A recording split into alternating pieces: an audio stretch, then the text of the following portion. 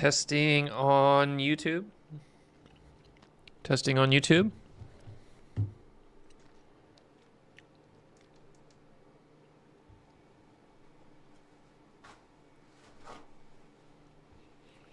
Testing on YouTube.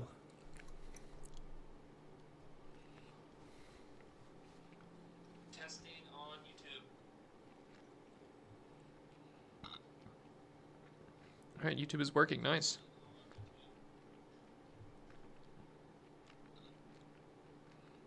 YouTube is working. Nice.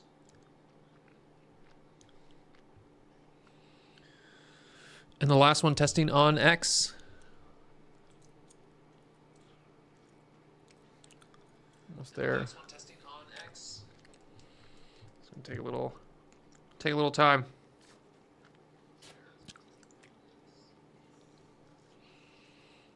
Spit out this gum. Hey, how's it going, Tuan Pham?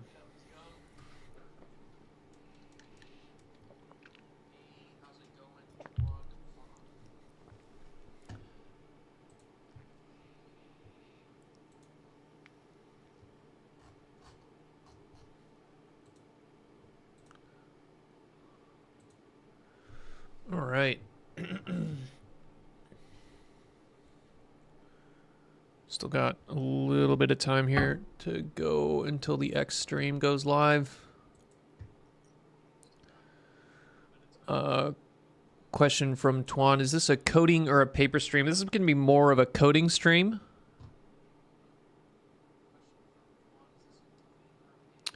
What Simón? What's Simón, bro? Question from Caesar. You're going to see soon enough. All right, I think we're live on X too. Let's check.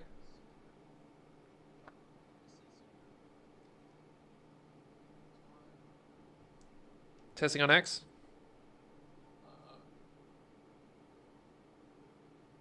All right, I think it's working on X. Let's get started.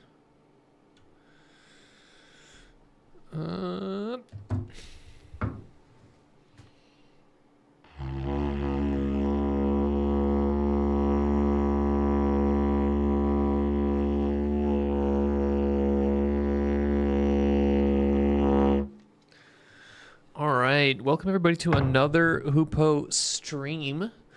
How's it going, Sagar, Mutu, and Tuan?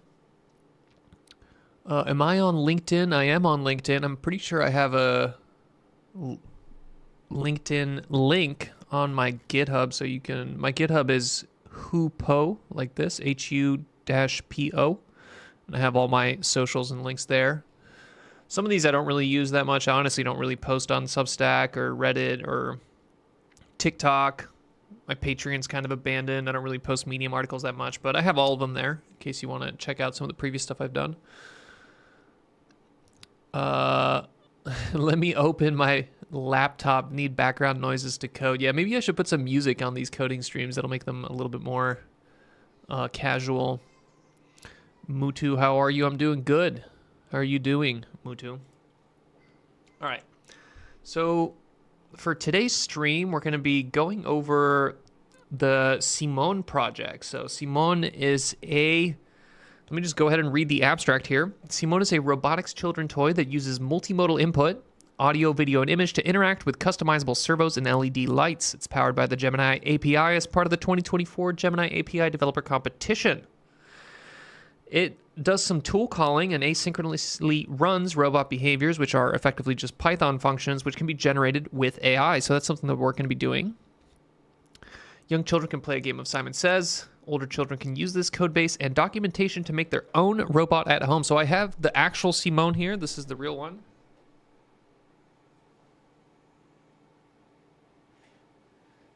So you can see he's actually quite tiny. And we're going to run him soon enough here. Let's go into the build guide and kind of start off with that. So I have this nice little build guide that I made. I actually wrote this myself, so I didn't really use GPT to write this, even though I very much could have. And we're going to start with this, just so you guys really know kind of what exactly this is. So this is really just a Raspberry Pi, which is a very popular edge computer, right? And which is a fancy way of saying just a very small little computer.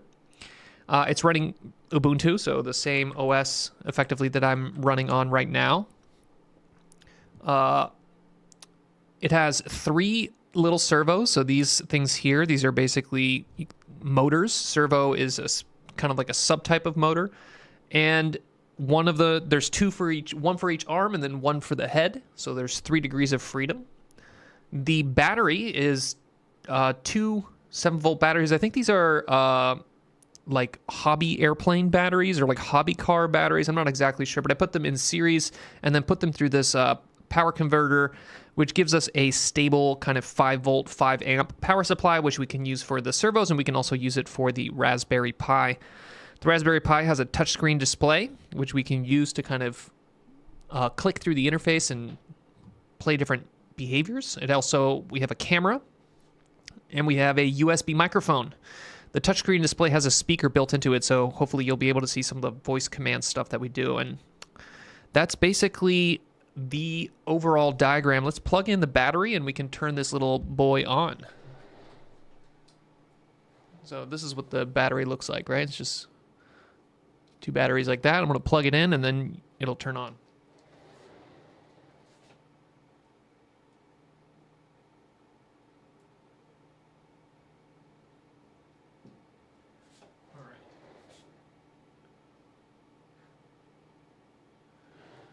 So you can see the screen is turning on.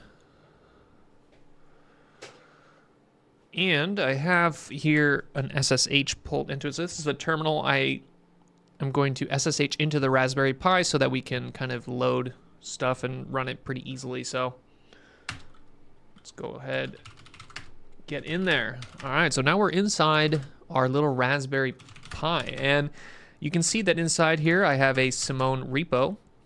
The Simón repo is just this right here, right? So I have a copy of this repo here. The code, kind of like the main code, is inside this Simón folder. You can see all the different components here that are split up. You got the audio, camera, Gemini, GPIOs, and screen, which is the touchscreen display. So for example, I created these little interfaces that you can use for each of the different things. So for example, app test GPIO will allow you to test all the different GPIO components. Why don't we actually open up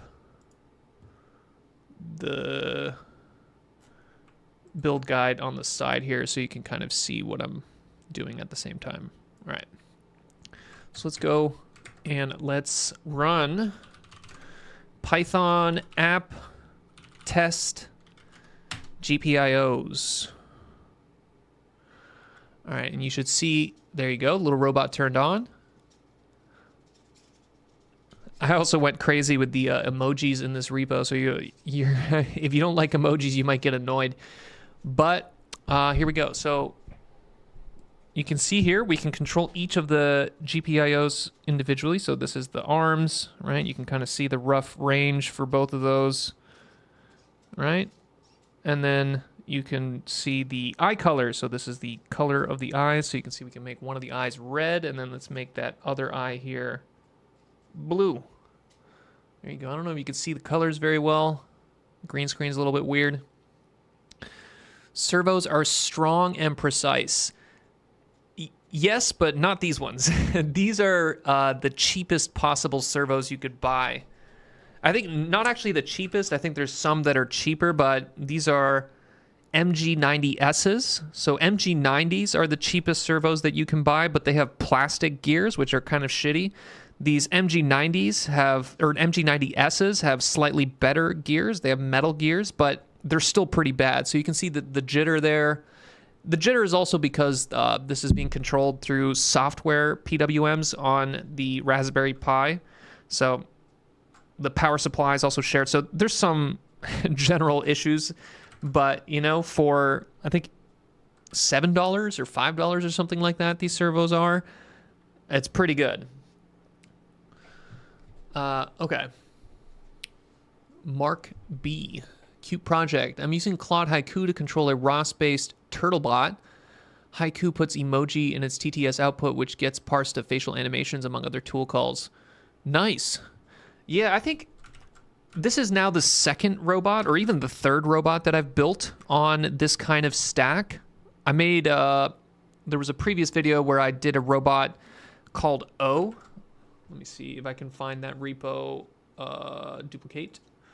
I don't want to lose that, but this project here, the O project, zero-shot autonomous robot, this was effectively the same as this one. This was a little humanoid, but it was using the GPT API, right? So very similar kind of idea where you're basically taking in the different camera input, audio input, all the different multimodal inputs, using that to then pick out of a series of Python functions that you tool call from. So for example, here in the Gemini, this is like the simplest version of that. We can actually run this app here. So let's close out of that. Let's do Python. Actually, why don't we run the full Simon Says app? This is like the full demo. So there you go. Simon Says. All right. And Simon Says, you basically have all these little robot functions. So for example, here's one. Blue eyes, right? And there's 3 different ways to try to get it to pick one of these functions, right? So ultimately what's happening is Gemini is picking one of these functions, and it can pick it from either an image, it can pick it from an audio, or it can pick it from video. So let's try to pick it from audio. So if I go over here, you can see here, this is the little USB microphone, and I say record, and I say, make your eyes blue. All right, so I told it to make the eyes blue, and then I can hit from audio, and hopefully it should pick the blue eyes function. Of course it doesn't work. 1 second. Let's rerun that. What happened there? Oh, it couldn't find this audio file. Let's run it again. Blue eyes.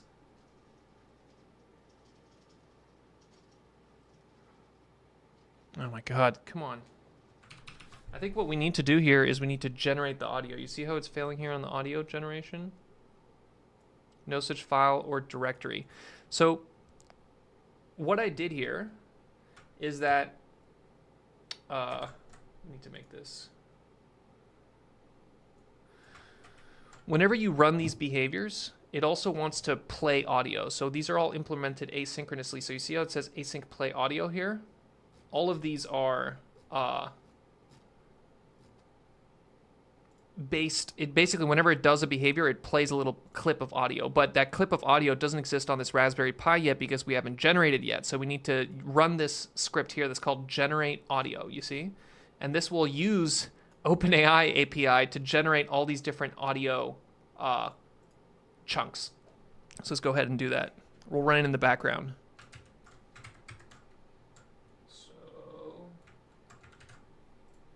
We're going to run this real quick.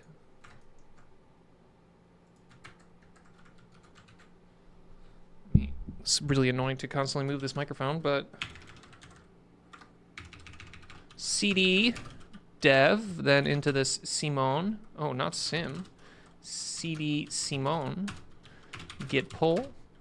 Then we're going to go into Simón scripts. And we're going to run this generate tools. Not generate tools, we're gonna run generate TTS.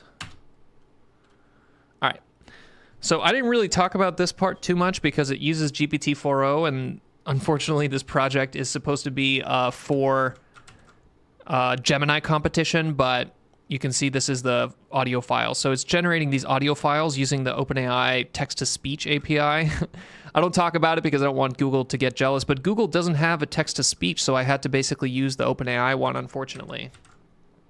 All right, so while that's generating, I think we can try to run some of the other stuff here, specifically the... Let's see if we can get the left hand up, right hand up situation. So you see there, I took a picture of my right hand up. All right, so me raising my right hand, and now we're going to do from image and see if it gets.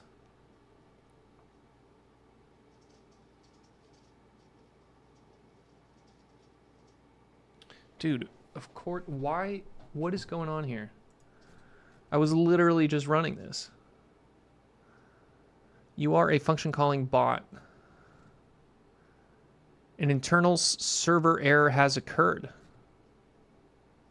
Person is standing with their left arm raised and their right arm by their side. So this is what Gemini got from that image. Harm category, hate speech, negligible. So Google's not telling us.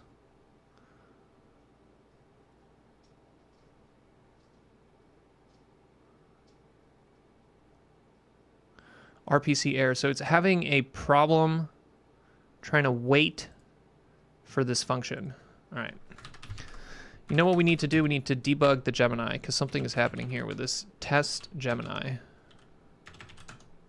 Test Gemini, and if you pass the debug flag, it'll basically output all into the thing. So you get a little bit more timing, but you get stuff like this, right? So we can see how long it took each of the different components to init. So camera initialization pretty fast, Gemini initialization a little bit longer.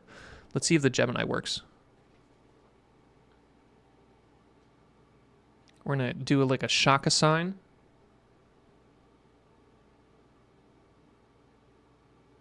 Yeah, okay, so basically the Gemini is airing out here. Async use tool. Await func, chat send function, generate content async, await RPC, retry target, row. Let's go to the Gemini. I think we can go into our Google Cloud APIs and services. Let's just make sure that this is working. So this is like the Cloud Console. And we're going to see, specifically we want this generative file API. In this generative file API, we're going to be looking to see if it's at least getting the requests. Okay. File service. We're not seeing anything new, so maybe Google's not getting the actual requests here. Saying 0 errors. API service detail. Traffic by response. I want the last hour.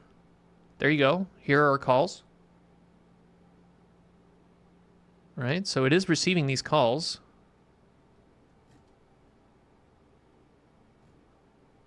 Create file, get file.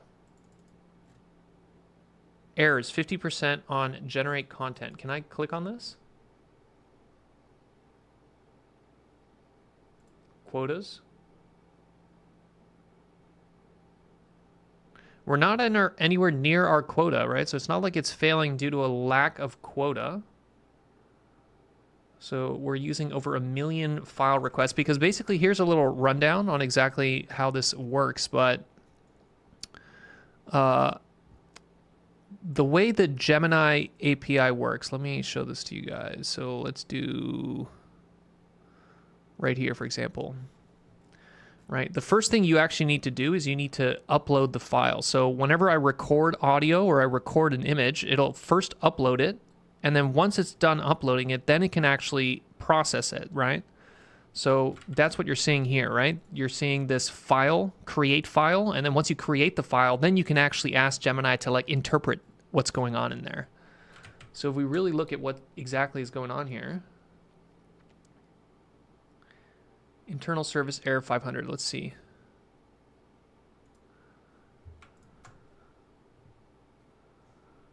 $500.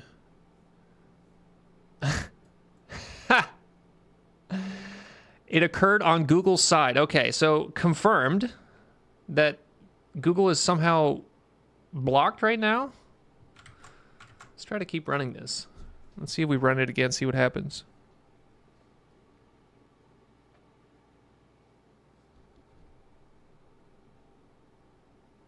Internal server error.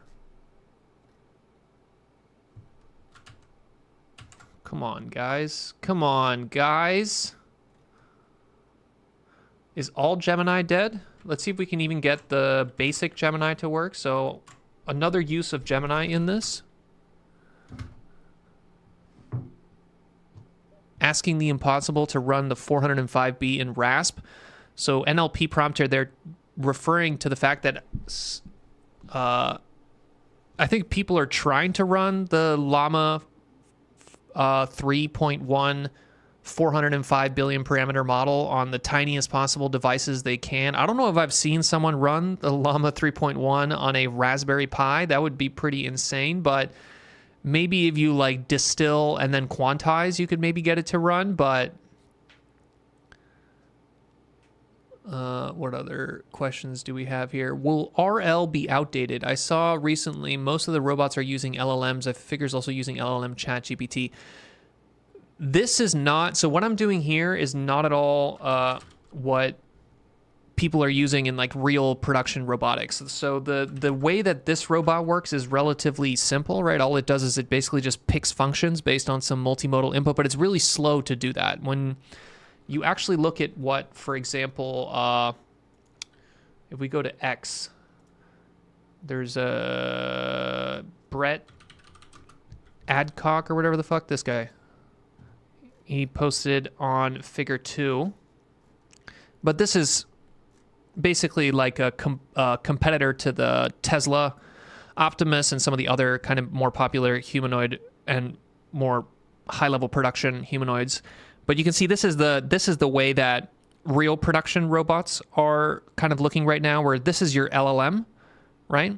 And then you have behavior selection. So this is kind of like the tool calling, right? So you see how here it says behavior selection and it picks out of a neural network policy. So this is not neural networks, right? So in our case, Gemini is not picking the best neural network. What it's really doing is it's picking out of a set of tools, right? So in our case, the tools themselves, the behaviors are just hard-coded Python functions. So in terms of like the little robot here, the behaviors are things like put your left arm down or like shake your head or turn your head left, right? So this is a very simplified robot in that everything down here, these two boxes are literally just a hard-coded Python function. And the only thing we're using the LLM for, or which in this case is Gemini, is just to pick the hard-coded Python function.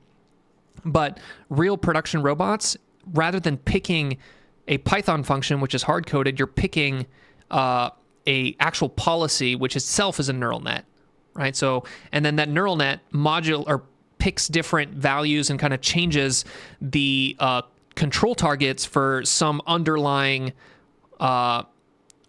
old school classic control algorithm that actually tries to get the joints to those targets. So this is what a real production robot looks like. That's not at all what we're doing. Okay. Let's go back to this. Let's run this script here because I think this is the script that we want. So cat generate tools, right? And then we're going to copy this part here.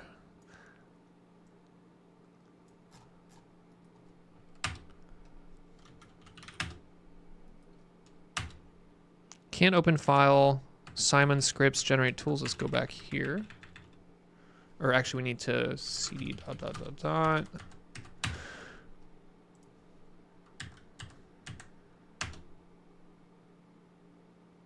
I just want to make sure that Gemini is even working. Okay, so it is working. So you see. So this script is using the Gemini chat API. And basically what this script does, the generate tools, is you give it all of these tools here, right? And then once you give it all these tools, I ask it to generate more tools, right? So that's literally all I'm doing is you are a tool generator robot, tool function generator for a robot behavior project.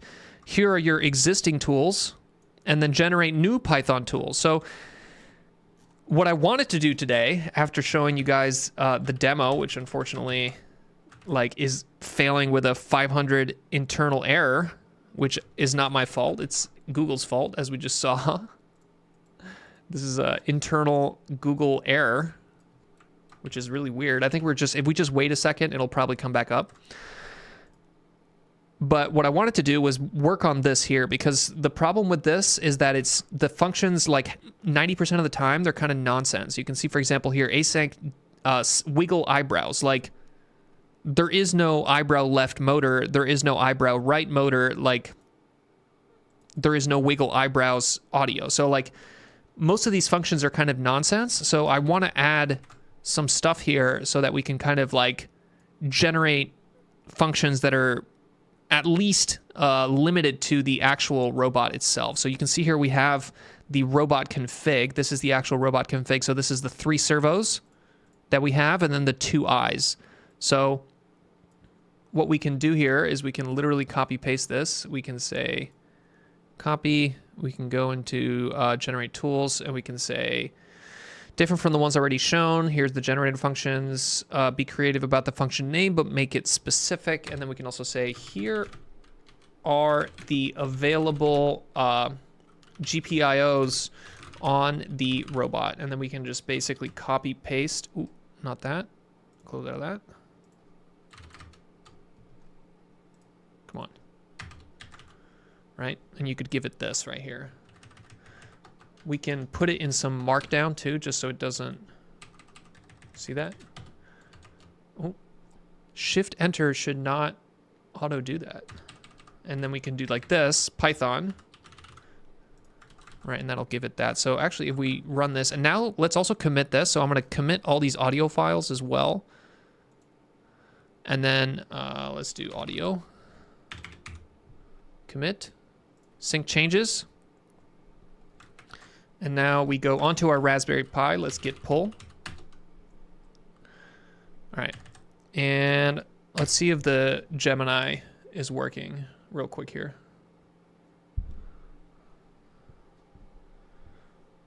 Take image, thumbs up. See, now it's got my thumbs up image. And now I'm going to ask it to process the image. Still 500. Come on, guys. Come on.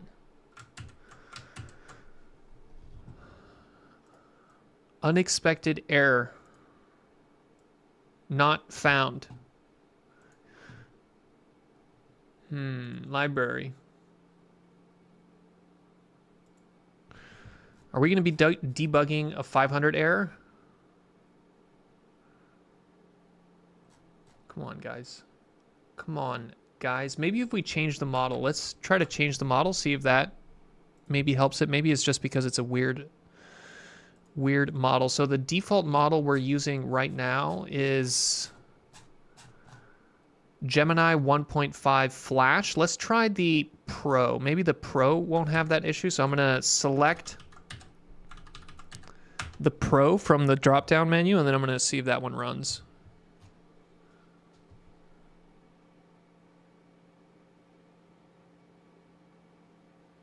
All right, so you can see there it changed the model to the Pro, so that's working fine. Took 43 milliseconds to change the model.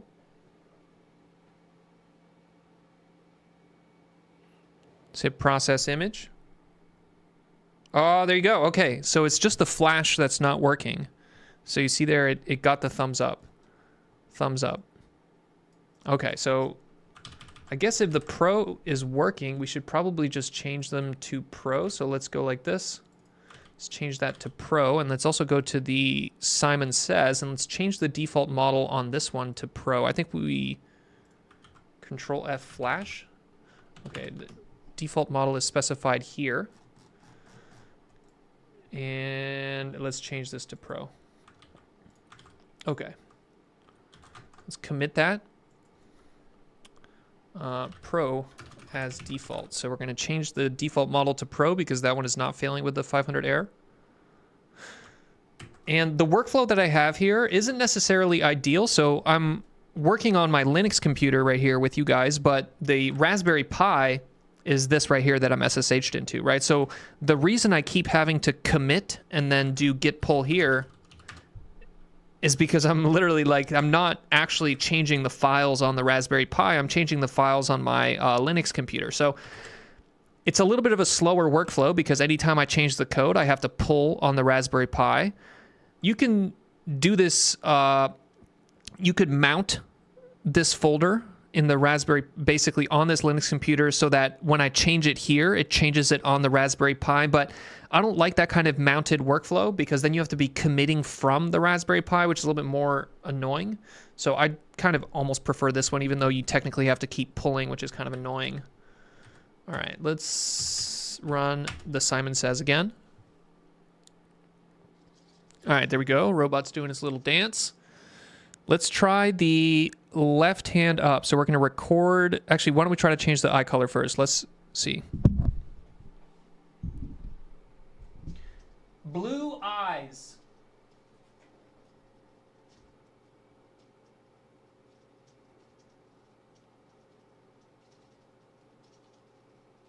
There you go, guys. Look at that. Blue eyes. Working like a charm. See that? So first thing it did is it recorded the audio, and we said, okay, you are a function calling bot. Choose the best function. The description that it got was right here. The audio says blue eyes, which is what we said. Therefore, you should change your eye color. Okay, so now that it wants to change its eye color, it has to pick out of all of these functions that we gave it, right? And there's a bunch of these functions. Where is it? Right here. So it ended up picking this function here, right? Because obviously the function is literally called blue eyes. So it was like, of course, that's the function I should call.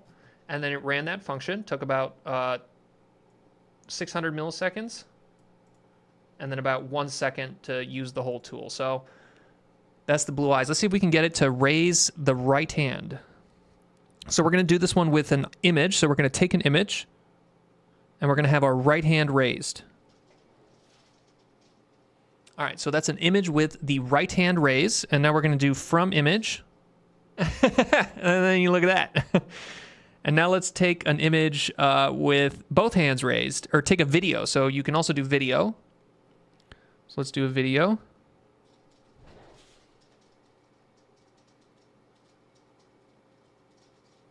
So that's a video with both of my hands raised.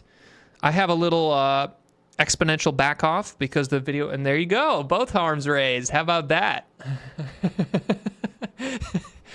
It's so pleasing. Even though it's so simple, it's so pleasing. And you can see it took about 100 milliseconds to set each servo. All the servos are set individually, but they're all run asynchronously. So I make a lot of use of this async library. This is something that is quite good in Python. Python has the global interpreter lock, which means that like you're really never actually doing any kind of multi-processing or anything kind of like that. But when you use async, it basically runs these things separately. So in this case, it can play the blue eyes audio while it sets each of the lights independently, and it does all of those at the same time. And the same thing with these arms or any of these other behaviors. So let's see if we can get it to do the coolest behavior that I have here, which is this one here, do the YMCA. So this one sometimes works through video, but usually it works through audio. So let's see if we can get it to work through audio.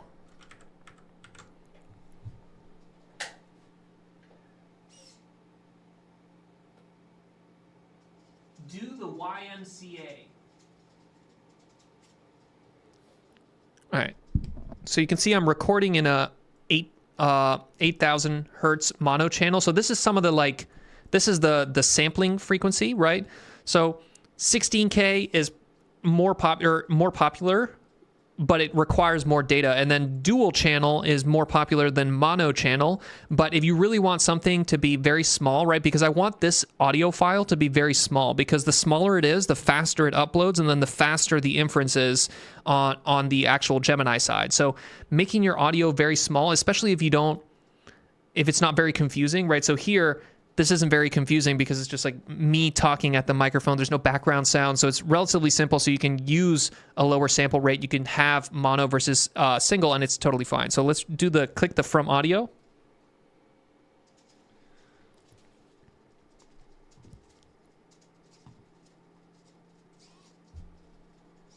There you go. And now it's doing the little YMCA dance.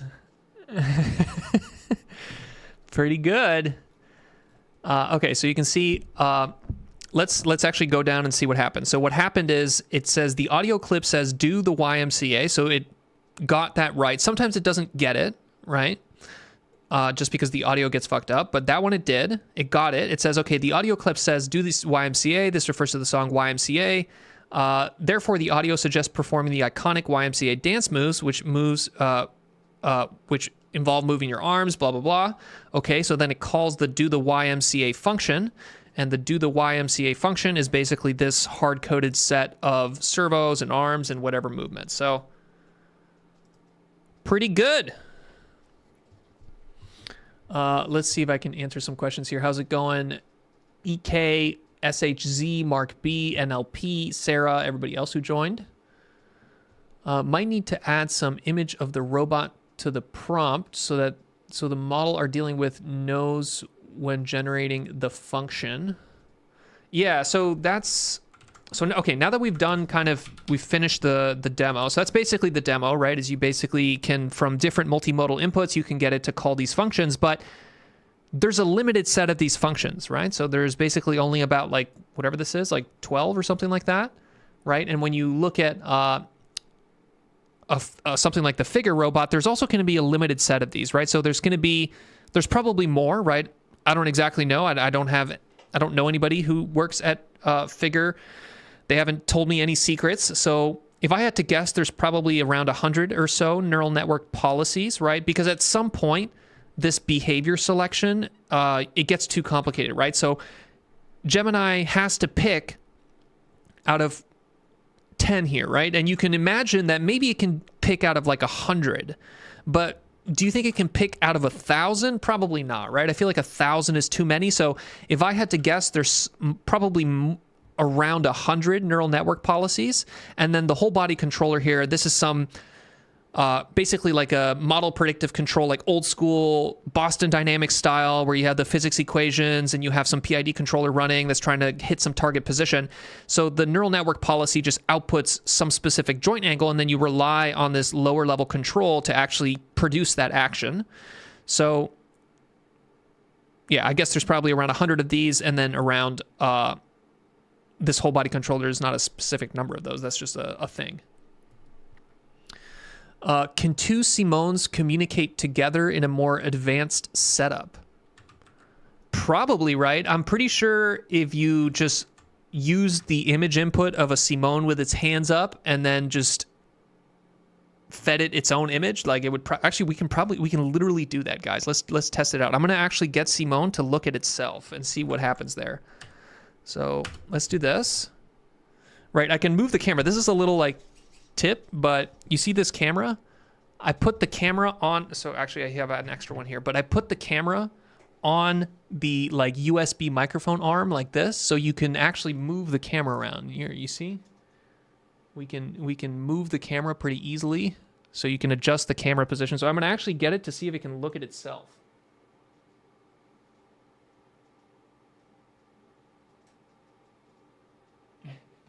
I don't know if that's actually going to get a good shot. It's just going to get this like weird underneath shot. Let's see. Take image. Right, so all it saw was its little hand. And then let's see what it decides to do. Okay, for some reason it decided to turn its eyes red. That's a little bit creepy. But let's see what it saw. The image is too blurry and the arm is too obscure to determine a pose. Okay, so it didn't really see anything. And then once it saw it, image is too blurry, the subject, blah, blah, blah. So then it picks red eyes. So apparently, whenever it doesn't know what to do, it apparently just picks red eyes. All right. Look at this little creepy, evil Simon. Okay. Is camera working? Yeah, it is working. It's kind of hard for you guys to see, though. You can't really see what that image is, but... will you be testing the script on a virtual robot? No, this is a live demo with a real Simon. Okay. Let's go back to what we were doing before, though, right? So we want to create more of these functions, right? We only have about 12 of these, but we want to have more interesting ones too, because these are kind of like simple, but we want to kind of have more of these kind of cool ones, like the do the YMCA, right? We want to see if there's creative juice within Gemini that will create interesting functions for us, right? So we have this creation or generate tools script, and we added this part here, right? We just added this part here, that really tells it that it can really only use these things, because one problem that we saw here is that it wants to generate with like made up arm left, like eye left. I guess this one's correct. This one's probably fine. This would probably work. This surprise gap, because it's arm left, arm right, eye left, eye right. All of those exist. So let's actually see if our extra stuff worked.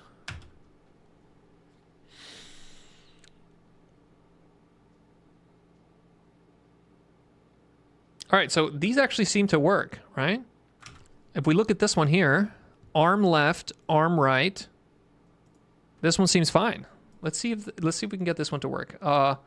Salute, and then nod yes, head dat yaw, arm dot left. All of these should work. So let's copy these in and then see if we can get them to trigger, and then we'll see what happens when we actually run them. So let's go to the actual Simón says. We're going to come here and we're going to add them to our tools, right? So we're just going to add these 3 functions. Bam. Bam. And let's get rid of this wave right arm audio here, right? Because we don't really want it to necessarily play any audio, and it's going to probably fail because that audio doesn't exist. So we do this, and then we need to boom, boom, boom, little multi-cursor magic here. Come down here. Multi-cursor, little multi-cursor. Right? And this is just a dictionary that is just basically saying, okay, here are our functions with our arms. And this is not, you don't need to do it this way, right? Like you can basically have some list comprehension that does this for you, but this makes it easy to turn off individual behaviors, right? So we could turn off individual behaviors like this, right? So that's why I have that there. Okay, so we're going to try to get this wave right arm to trigger. Let's try to, that probably seems like we can get it to trigger with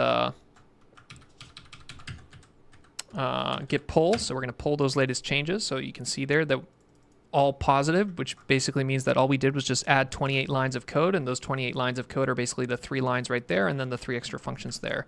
So we're going to try to get this to trigger using a video, because I think a video where we're waving our right hand is probably going to be the best way to do that. So let's do that.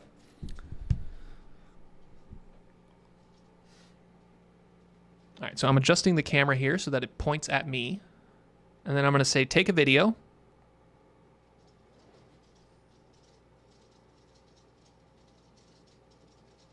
All right, and that's a 4-second video of me waving my right hand. So we're going to see what happens. Let's see what Simón chooses. You see that?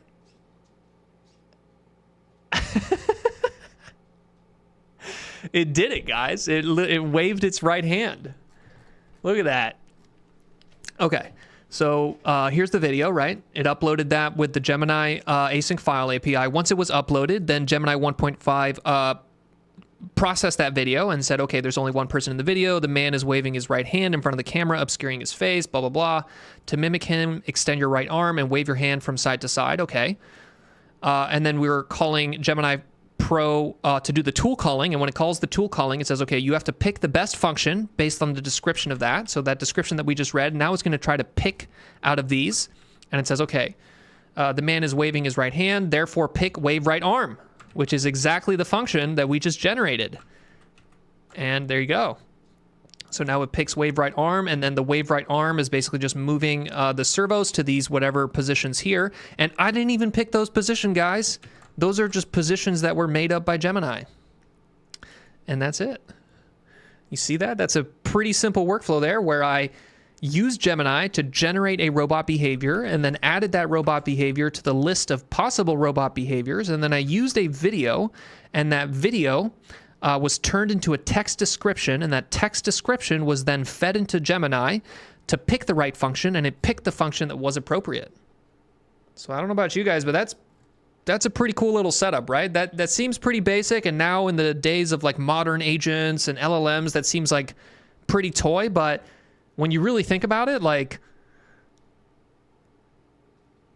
at least when I was starting in robotics, that right there would be pretty insane, right? Like automatically getting it to pick the right behavior, and it's a generated behavior.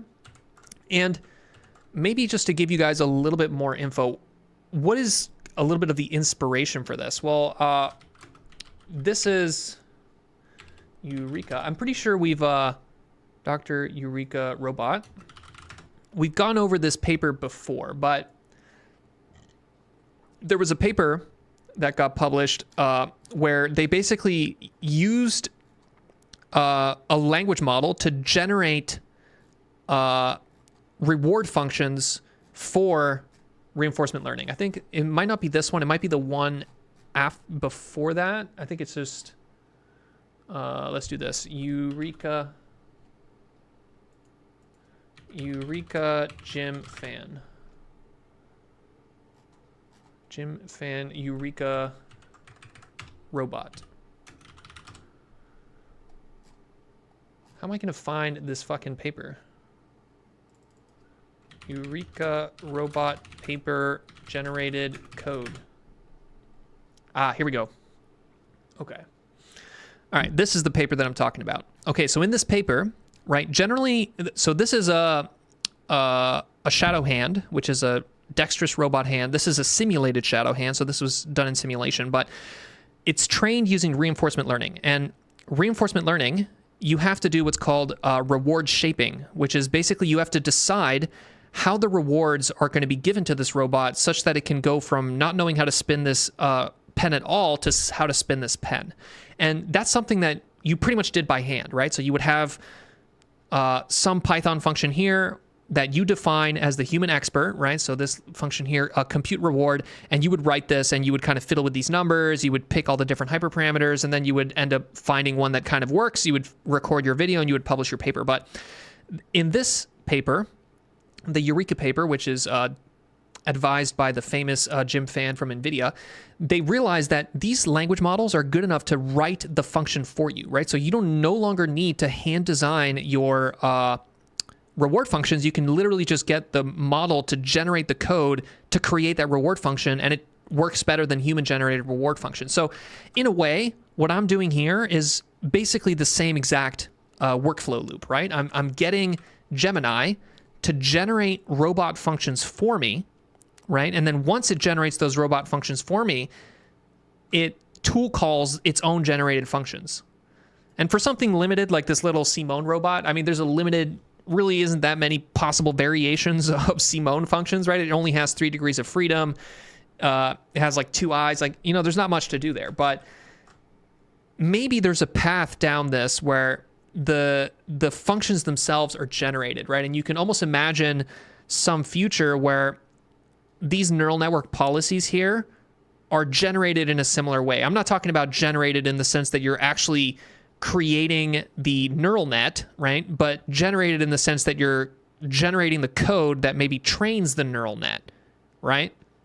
So, yeah, because right now, I probably bet you money that in the Figure 2 robot, this neural network policy is all of these are handmade, right? So you have some team of human engineers that are creating these neural network policies, and all of these are handmade. But at some point, all of these policies are going to be auto-generated, kind of in the same way that we auto-generated the code here, right? It's just that it's a little bit too complicated to generate now, but project progress 2 years in advance, I think we get to the point where we generate these ourselves.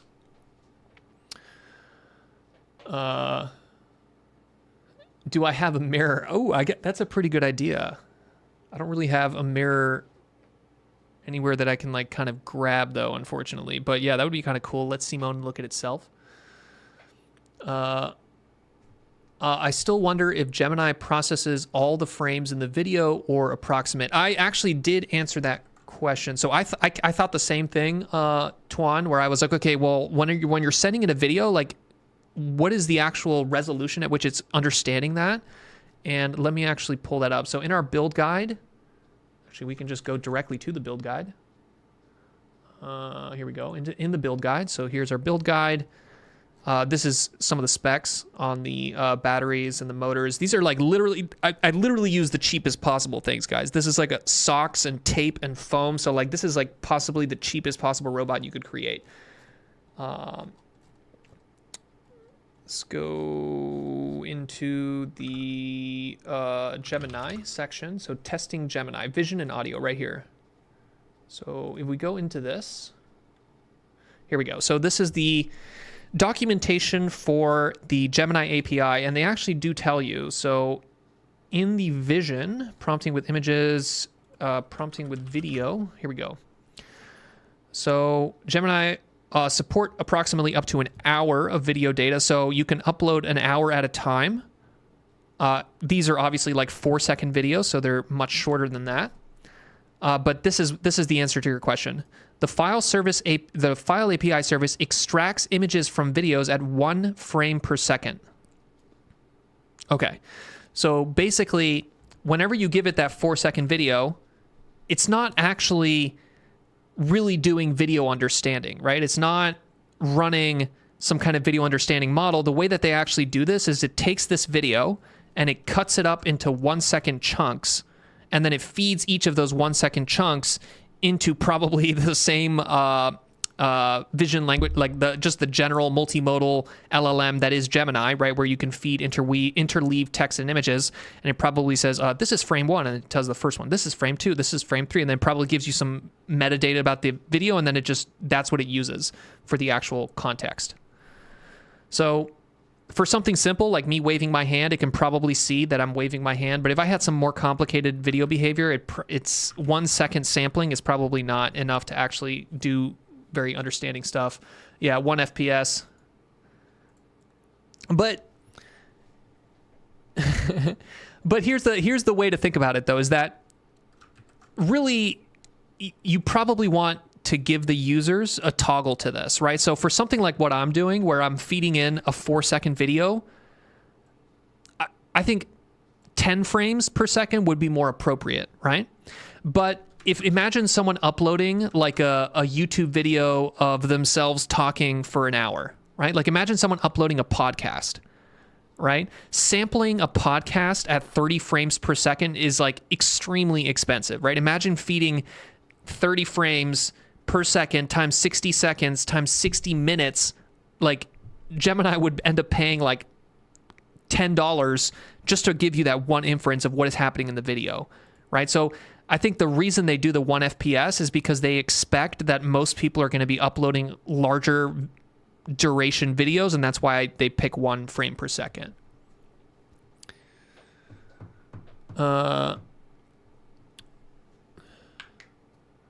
We might come to a point where the LLM generates the actual servo argument and get rid of the predefined actions. Yeah, you can do that. So I did try doing that. So in the earlier versions of this, I wanted to do that, right? So rather than say, for example, blue eyes, green eyes, and red eyes, I was like, hey, why don't we have a single function, right? That's called change eye color, right?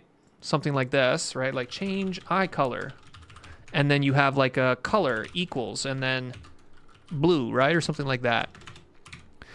I wanted to do it like this because then it's much more powerful. It's much more generic. But this here, right? This is called a kwarg, or an argument, a keyword argument or an argument when you're using Python. And Gemini can pick the arguments for you, right? So that's something you can do in the function calling. So here we go to function calling. You can actually get it to pick the arguments for you. So for example,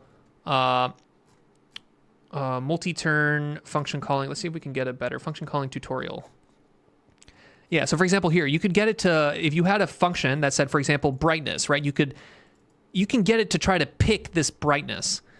But from my experience kind of playing with this, it just didn't work anywhere near as well, right? So like getting it to pick the right function out of like 12 and then getting it to pick the correct argument in that function was just too hard for little Gemini. So I broke it into a simpler problem of like, okay, none of these functions have arguments. Literally every single one of these is just called exactly what it is, right? So the name of the function is also very important, right?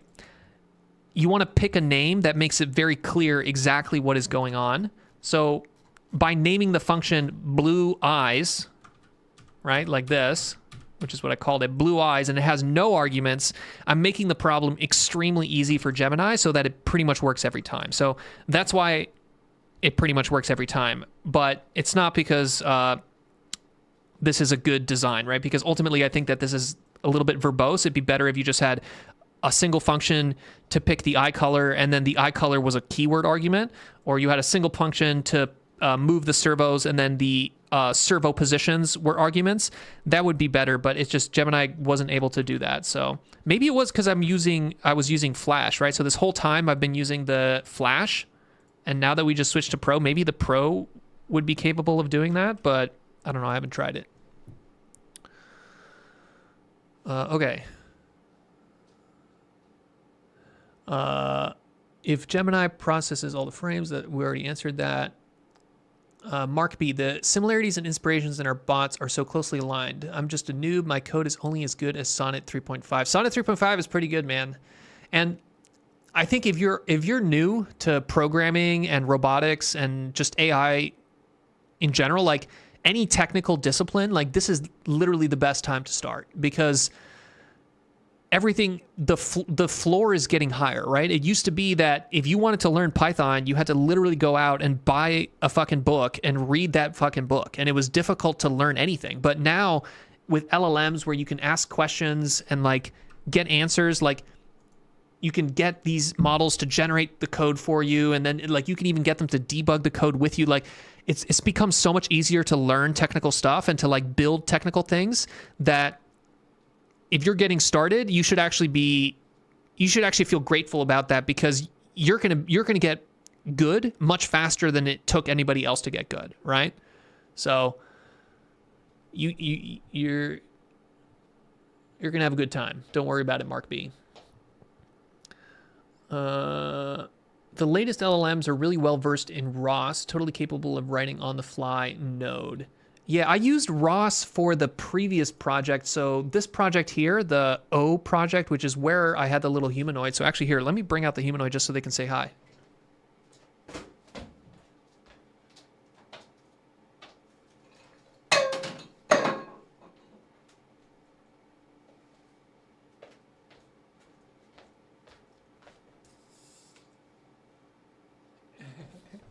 So that's the little humanoid robot that I was playing with. I didn't make the humanoid. The humanoid I bought from China. It's this company, High Wonder.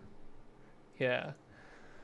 So these guys, this is the actual humanoid robot that I bought. I made Simón. Like Simón is entirely made with hobby servos, and it's like extremely cheap. And I provide all the materials. So if you guys actually want to build your own one, and you don't even need to build Simón, right? Like you can build a completely different version if you want, but you can go to the build guide, and then in the build guide on the bill of materials here, I have like the Amazon links for all the different parts, right? So here are the servos, for example, extremely cheap, right? $23 for whatever this is, like 9 of these. So compare that to, for example, this one, the humanoid that I use there. This is like $700. So a little bit more expensive, but where was I going with this? The reason I was talking about that is because for this one, I did use ROS, right? So in this one, each of these nodes is actually a ROS node, right? So the humanoid robot came with ROS kind of preloaded. So it was already kind of bought into ROS. So I had, my stuff was a kind of a layer on top of ROS, versus for the Simón project, I didn't use ROS at all, right? So there's no ROS in the Simón project. Just because I feel like ROS is heavy. You know, it's a lot of shit. It kind of overly complicates. It's very opinionated about like the building and the like structure of your project. And I think it's good. I think ROS has done a lot of service for the robotics community for decades. But I think that now that we're moving into this kind of new LLM era, I don't know if ROS is here to stay, right? I feel like ROS is kind of like the pinnacle of achievement for robotics in the previous era. But in this new era of robotics, where I feel like these foundation models we're actually almost going to get rid of this. I know it sounds ridiculous to say, but I feel like at some point we actually get rid of this neural network policy and whole body control. There's just one foundation model that's directly controlling the robot at every single frame. But once you get to that point, then like you don't need any of the overhead that ROS has, where you have all these different devices and they're communicating shit. Like I think you get rid of that and the robot becomes faster. The control frequency becomes faster. So if I had to bet money, I feel like ROS doesn't exist 10 years from now, but that doesn't mean that I think ROS isn't useful necessarily now.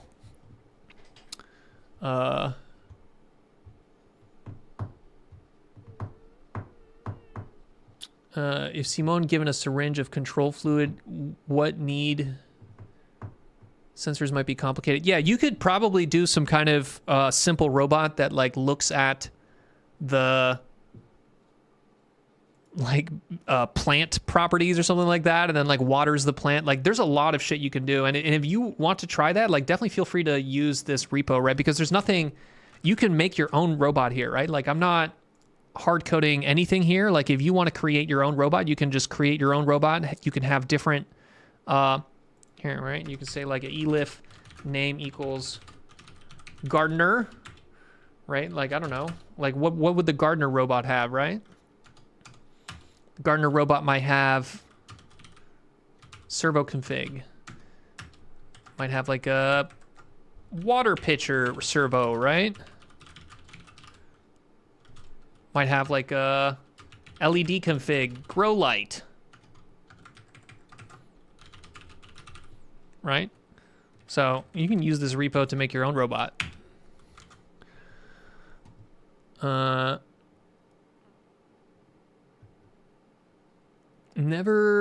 you never coded before? Haven't seen robot. What a time to be alive.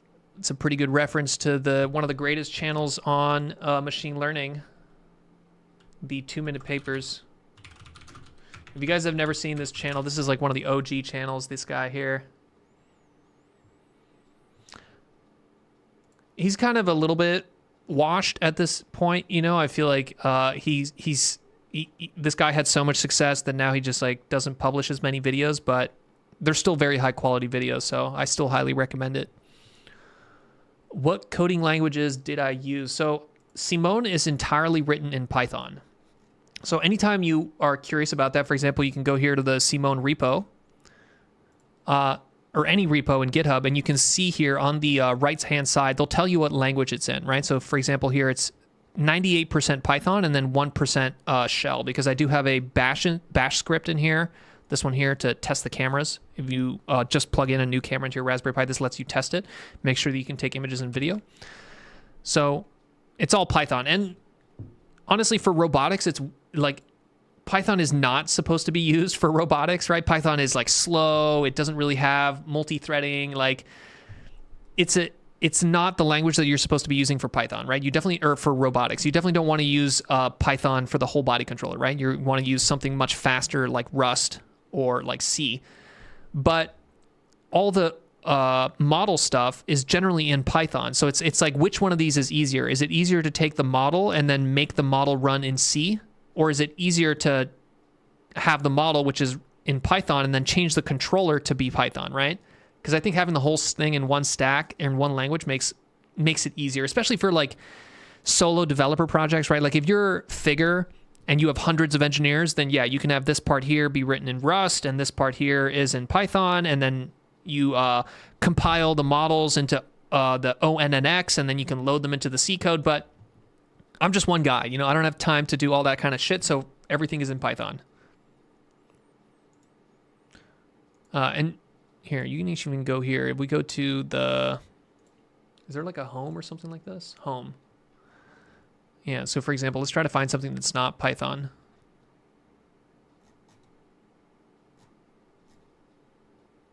Whatever. Your next store, here you go. You click on that. It's all TypeScript. So this is a JavaScript, Java library. I don't disagree with Ross, although NVIDIA has said they're all in. Yeah, that could be a big... If one of the big companies decides to kind of adopt Ross, that could be big for Ross, right? So for other people that might not know what we're talking about, Ross is the robot operating system. It's been around for a very long time. So you can see here it was basically 2007, 17 years ago, and it's been the go-to robotics library for literally since then, right? Like every single robotics company I've worked for either uses Ross or has talked about using Ross and thinks about using Ross. But unless someone takes it over and kind of like continues to put money into this, I don't know if it's necessarily going to go. So if NVIDIA has said that, yeah, they're going to put money into this. They're going to have teams of engineers that are continuing to work with ROS and update ROS and make sure that ROS runs on the NVIDIA edge devices like the Jetson and the Orin. Then yeah, maybe ROS will live. But if nobody puts more money into this, I don't think it's going to continue. Does Gemini have a free quota like Grok? I think it does. So this is the Google Cloud kind of console where you can see the actual use. And I think that there is some quotas and system limits. There's some free quota. So you can see, for example, here, let's try to zoom in here a little bit. So, for example, file storage. I don't even know if I've paid money for this, but this is like the quotas for each of the different API requests. So the file storage quota per project, that is basically whenever you call Gemini, right, you upload the files. In this case, the files are going to be an MP3 or a video or an image, right? And you can literally upload 21 billion files, and I've only uploaded 4 million, which sounds like an outrageous amount of file uploads, but it goes by pretty quick.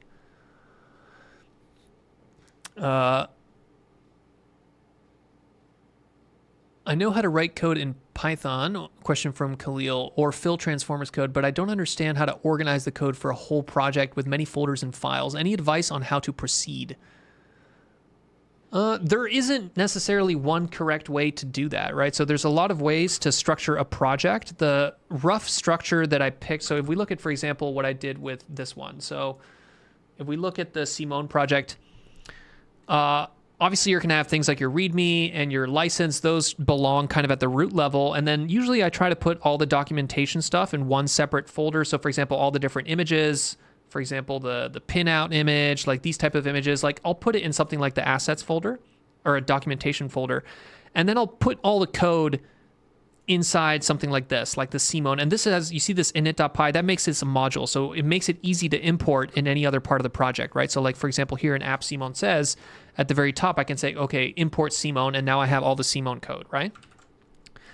But you also don't want to bury all your code too deep, right? Because if I took all the code and I put it inside this folder, then the user wouldn't have anything to interact with immediately, right? You want to give them something that is right there at the root level that's like a demo script, right?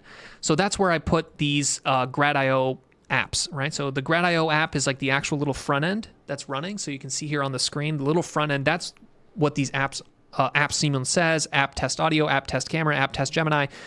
So those I put at the root level of the directory just so people have like easy access and they know exactly what to run, right? So whenever you first clone this repo, you're like, okay, I don't know what the fuck this repo is. What's going on? Oh, look at this. All right, what's the first file here? It's this one. All right, let me try running that. And the way that I organized it, this is the demo. So the very first Python file at the root level of the directory is the demo. So that makes it very easy for people to just kind of run something and feel like they're using the repo. So yeah, to answer your question, Khalil, I think it's like there isn't like one best way to organize a project structure, but rather think of it like, what exactly do you want the user to see? How are you going to want to import the stuff? And then, I don't know, something like that. Just different questions there. You can also ask, so another stuff that you can do there, in VS Code, right? VS Code has Copilot in it.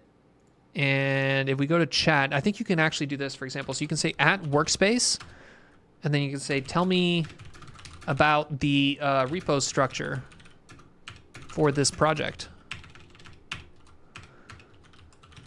So if you're uncertain and if you've kind of created a weird repo structure, you can literally just ask the LLMs, right? So this one is built in, right? So this is the one that's built into the actual thing. So it's very easy, but you could just copy paste your repo structure into ChatGPT and then ask it for feedback and it'll tell you. All right, so here you go. The project is a Python-based robotic toy. The project is structured as follows. You have a root directory, you have a documentation directory, you have the Simón, the main code directory. Here's your init file, blah, blah, blah, and so on. So,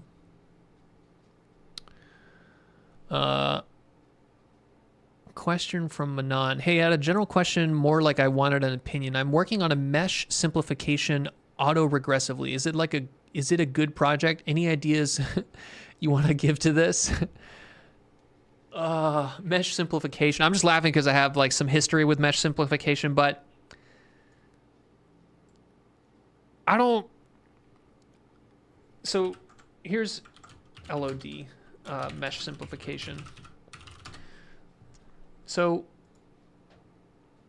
mesh simplification is basically the process of taking a mesh, which is a series of vertices with some connectivity that define the surface of an object, and simplifying the mesh, right? So you can see how, like this, you're storing each of these little dots in your computer, and that's a lot of dots, which means it's a lot of memory. So every time you want to load this object, anytime you want to render this object, it's going to take more memory, more time.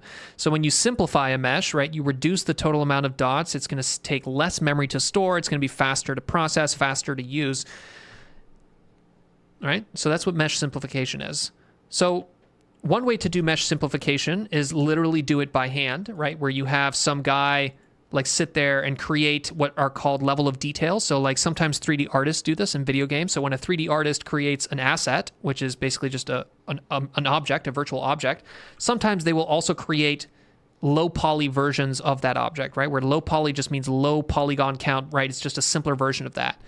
But nowadays, there are automated ways of doing this, right? There's basically hard-coded programs that will go through an object and simplify the object by combining that, right? But the problem is that every single one of those programs is hard-coded, and because it's hard-coded, it's kind of like an expert AI system, which means that there's always going to be weird edge cases, right? So like maybe for this exact guy here, there's like some little divot inside where like it's like not concave, and then like there's a missing vertice, and therefore when your simplification tries to simplify that, it ends up creating a hole, and it ends up maybe creating some weird artifact that you didn't intend. So I have never seen a mesh simplification that works extremely well.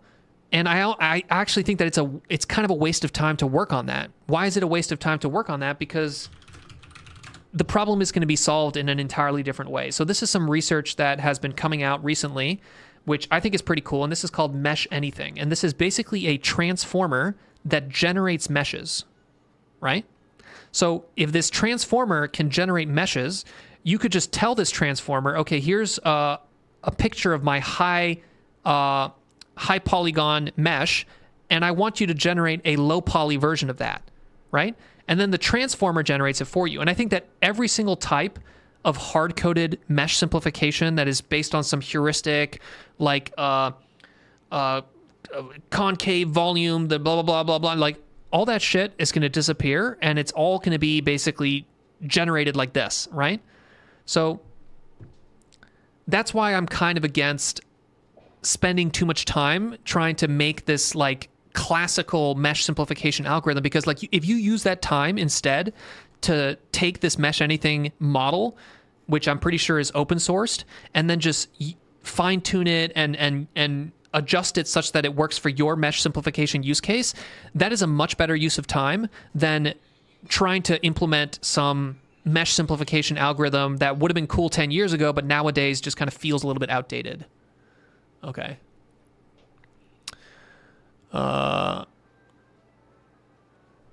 Is there any model to get a target object position in X and Y? Yeah, so this is vision language model depth Google. Here's a paper that will be interesting to you.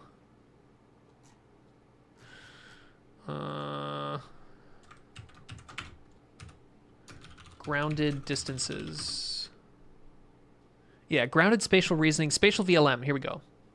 So here I'm answering the question for SHC. So SHC asked a question of like, can I use a model to get the position of something in an object or in an image? And this is the best way to do it now. So traditionally, the way that you would do this is you would have some kind of explicit depth sensor, maybe like a structured light sensor or some kind of time of flight sensor.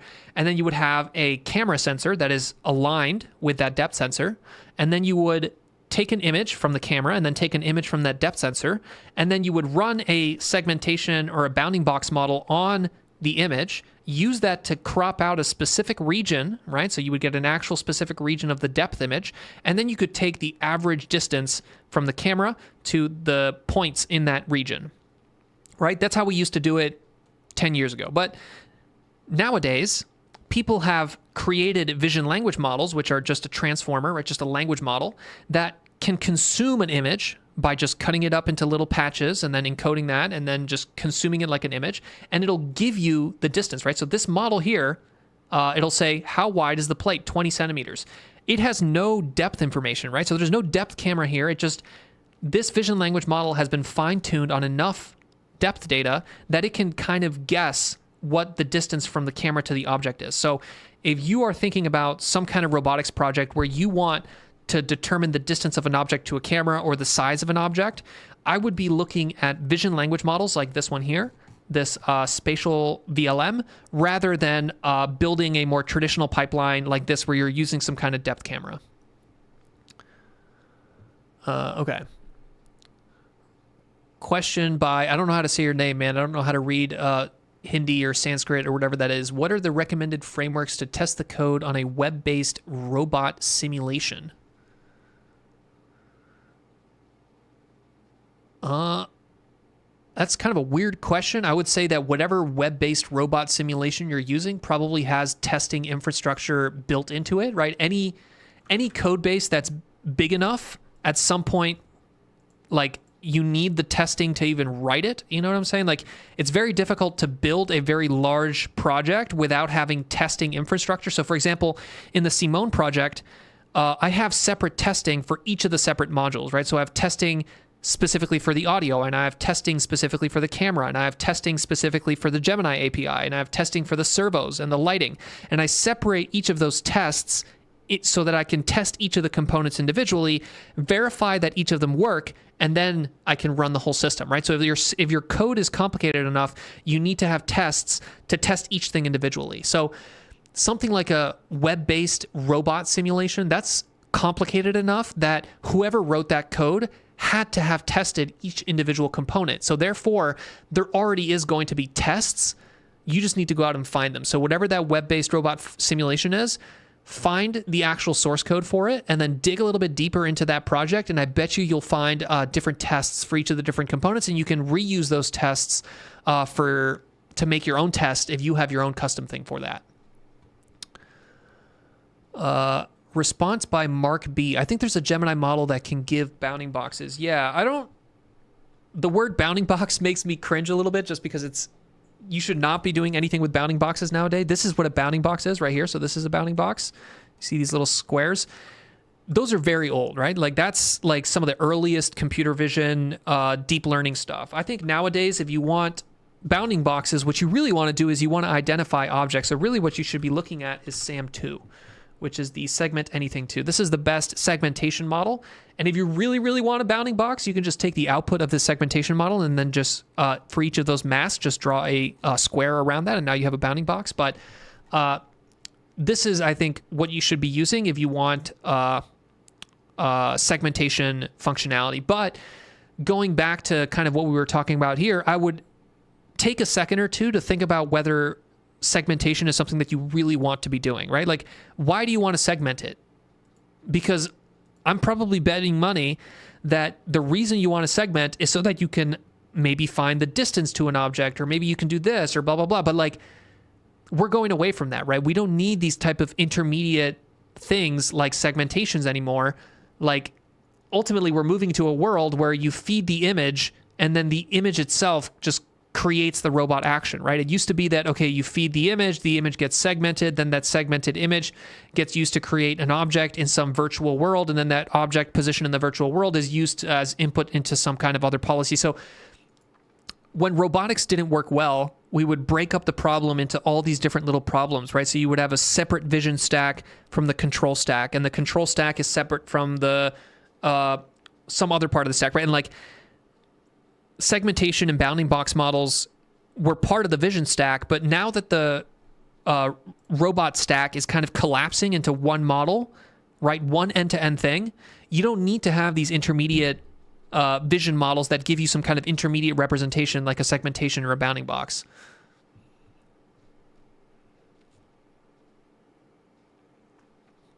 Segmentation is for interpretability and eventually sample efficiency. I agree with the interpretability, right? So segmentation is useful from an interpretability standpoint because you can tell, right, the intermediate representation of a polygon mask or a mask it makes it easy to tell, okay, this object is separate from this object. But I would argue that for something like efficiency, it's not efficient, right? It's not efficient to have one vision model and then a separate control model. And the control model is waiting for the vision model to segment so that it can do something, right? It's much more efficient to just have one model that just goes end to end, which means it goes from the raw modality of images all the way to the raw output of joint torques, right?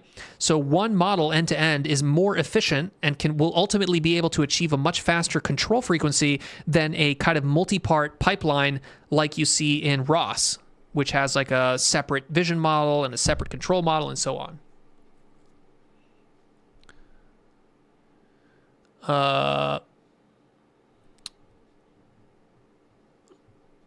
You guys are arguing about the stuff. There's uses for different abstractions. I use YOLO for person tracking before sending it to the VLM.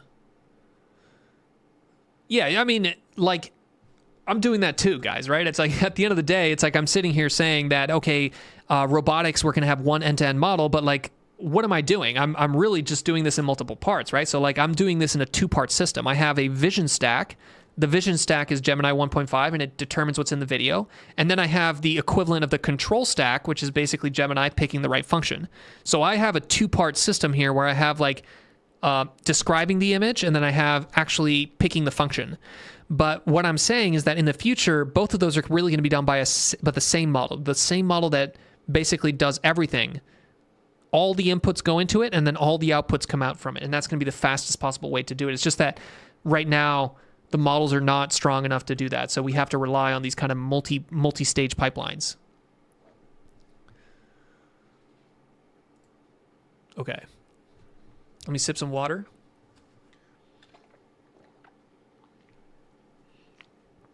You want to try something? Let's try something on this. What was one of the other generated functions that we had? Salute?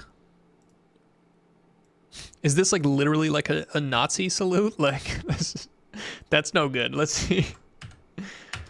Let's see if that. And the cool thing about this is that you can tell it in a different language. So the Gemini API is like multilingual. So for example, if I say record here and I give it an instruction in Spanish, it'll actually know what I'm talking about. So for example, here, let's record. Las manos abajo. All right, so I told it hands down, right? I told it las manos abajo, which means hands down in Spanish. Now I do the from audio.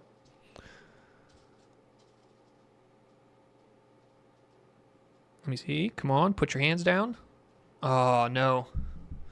Oh, no. What happened here? Let's see. Okay. Oh, it's the same fucking issue here where you can't find the audio file. Did it at least get it?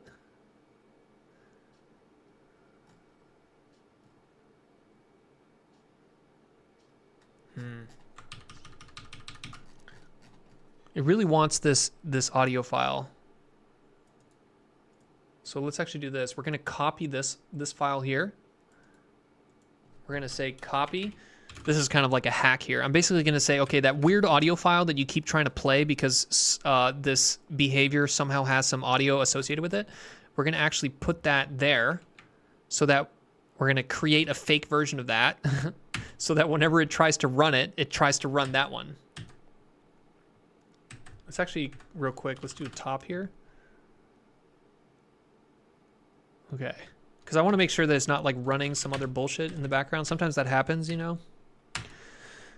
Because a lot of these things, like for example, the audio, the way that I actually implement it is it actually spawns a separate process. So you can see here,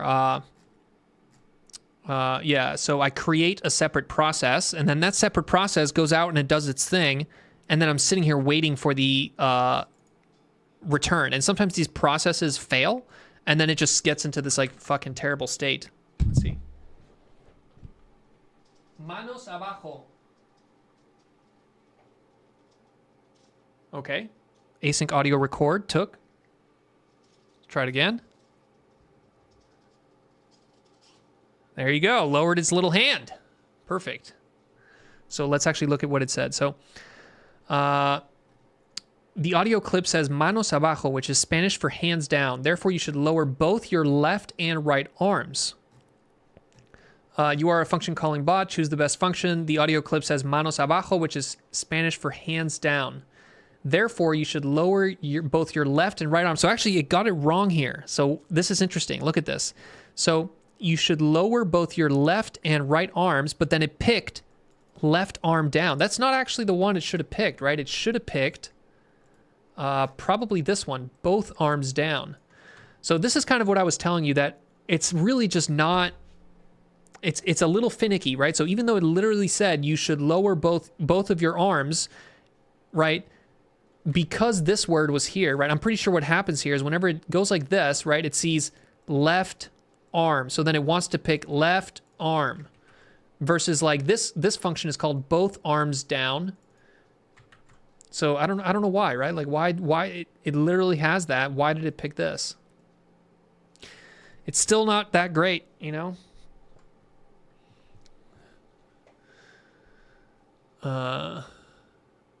You selected both arms up. Here, I mean, I can tell it. Here, let's try the manos arriba one. So, manos arriba. All right. So, recorded audio. Let's do from audio. I told it hands up in Spanish. Let's see what it does. Okay, there you go. Now it worked. Both hands up. So you can see here. The audio says manos arriba, Spanish for hands up. Therefore, you should raise both your hands. Choose the best function. The audio says, which is Spanish for hands up. Raise both your left and right arms, both arms up. So why did it work for manos arriba, but it didn't work for manos abajo? No one really knows. You know, it's just kind of the magic. The magic of Grad.io. Let's do... I wonder, here, let's try something cool. I'm going to grab something that's blue, and then I'm going to put it in front of the camera, and then we're going to see if it turns the eyes blue, right? I want to see if it can kind of generalize to that.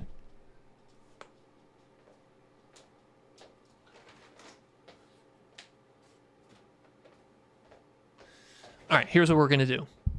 So I have this tape.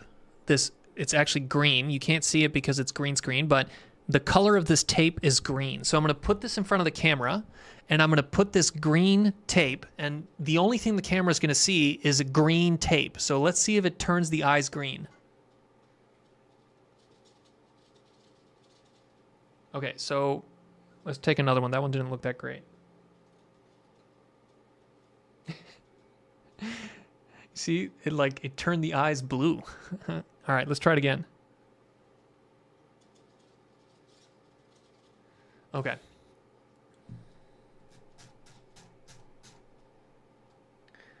There is a human, blah, blah, blah. Let's see. There is only a hand visible. Okay, so it's not like noticing. It's not capable of generalizing to the fact that it's a green tape.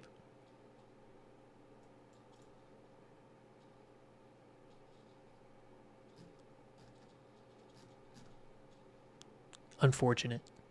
Ojos verdes, Simón. Let's try that. Ojos verdes, Simón. Let's see if that one works. Yeah, that one worked, guys. That's green eyes. It's kind of hard to tell, but the eyes are green.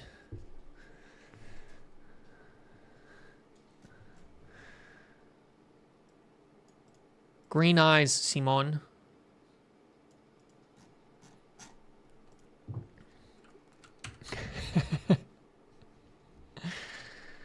Yeah, it's pretty cool. I'd love to like see, like really push the limit of this, right? Like what happens when you have like 1,000 tools, right? You have literally 1,000 different tools, and the robot is much more complicated. There's many more degrees of freedom, like, and the tools themselves maybe have more complicated keyword arguments. Like, that's something that I haven't really seen like a really cool deep dive on, but like, what is the limit of these function calling APIs, right? Like, really, how hard can we push them?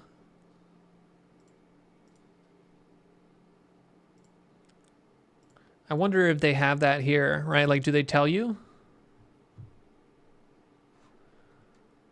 Is there like a limit? Limits the functions. They don't really tell you, like, can I give it like 1,000?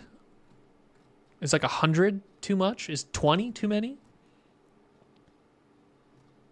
Right, because in all the examples, they usually only have like a couple functions.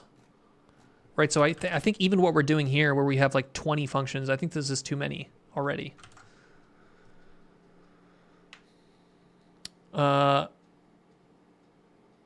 What if we connect its inputs to chat? Yeah, you could do that. I don't know how to set that up though. I'd have to like basically connect the YouTube chat to like some other bullshit. It'd be pretty complicated, but we could do that. Question from Iman. What if the LLM creates the code for the tool? We did that.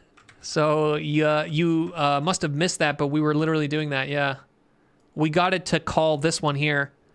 So we got Gemini to generate the code for this function, and then we got Gemini to call the right code. So yeah, you are correct. Besides structured function calling, can IntelliJ include other text-based triggers?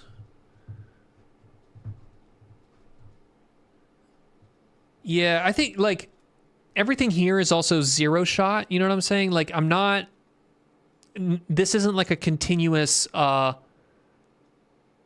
chat session, right? So it's not like I'm opening up a single chat session and I basically keep adding to the same chat session with Gemini. Every single one of these is a separate chat session, right? So whenever it's picking the green, like this is one separate Gemini call. This is another separate Gemini call. So it's like I'm calling each of these separately because the way that these LLMs are right now, it's like you want to, the context isn't super huge, and then also they can get confused. So if you have too many weird behaviors, then it gets kind of confusing what the next behavior is. And that's something that happened with the humanoid project, this one here, right? This little humanoid buddy. I had all of the context. So basically I had all the historical context for every single function call that had happened. But the problem with that was that it would have, for example, raise left hand, raise left hand, raise left hand, and then you tell it raise right hand. But because the history has raise left hand, raise left hand, raise left hand, even if you tell it raise right hand, it kind of wants to just keep doing what it already did. So it would just pick raise left hand. So for that reason, for this project, the Simón project, I decided to basically cut the context. So basically every single request is individual and it doesn't have any of the history associated with it. So it can't really get confused about the history. So right now the LLMs are just kind of at the point where the history makes it worse. But I think as they get more intelligent, the history will make them better. Am I native in Spanish? Yes. I am from Spain. So I say cebolla. We will call transformers in a place of functions because they can build functions on the fly in real time. Yeah.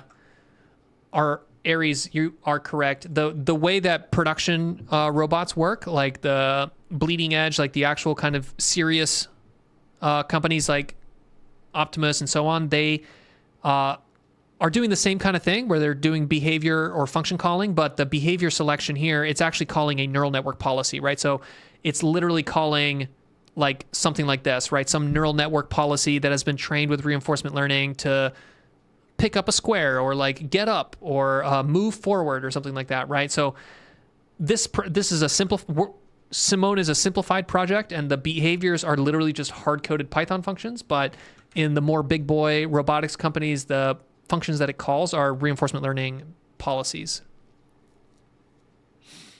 I am from Spain too. Un placer de conocerte. Okay.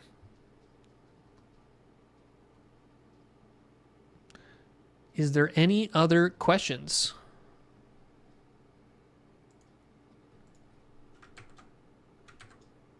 Let's see if we can get Simón to wave goodbye to us.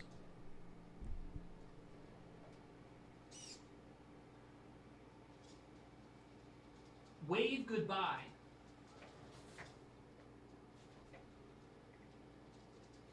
Let's see what that does.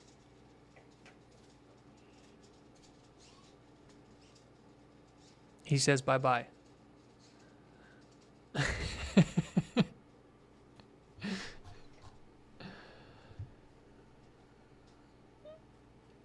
Inspiring stream. I appreciate it. Thanks, everybody. But yeah, that's pretty much it, guys.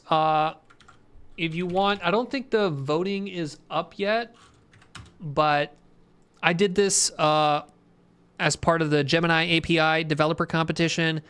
At some point, there's going to be voting.